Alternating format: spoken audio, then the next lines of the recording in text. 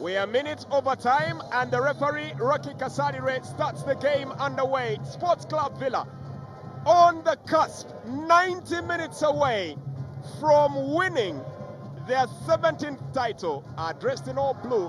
NEC Football Club, he has his bow tie pressed out here.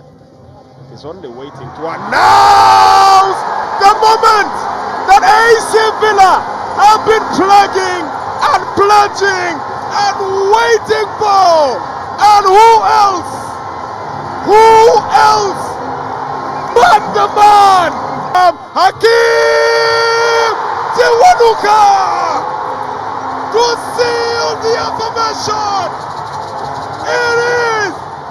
This is the moment they have prayed for. This is the moment they have been waiting for.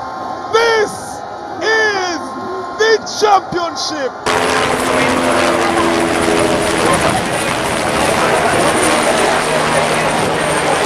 Champions of the season 2023-2024, AC Villa.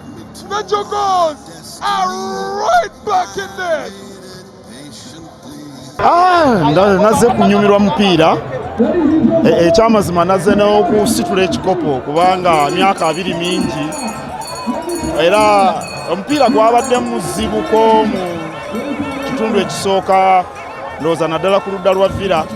Ndowooza abazannyi babadde beegendereza nnyo mu kitundu ekyasoose naye kirabika mu kuwummulamu ndowooza omutendesi yabatadde. Tayimu eno yakujaganya kwabo abawangudde era yakubawa ebimuli byabwe nga bwe tukolokola nti bakompitinze paka ku last minute abantu babadde nga 4-5 nga badde basobola okuwangula ekikopo.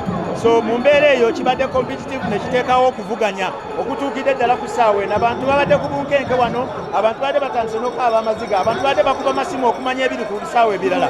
Mpulidde ekikopo era n'omwaka guno kibadde ku nnyonyi.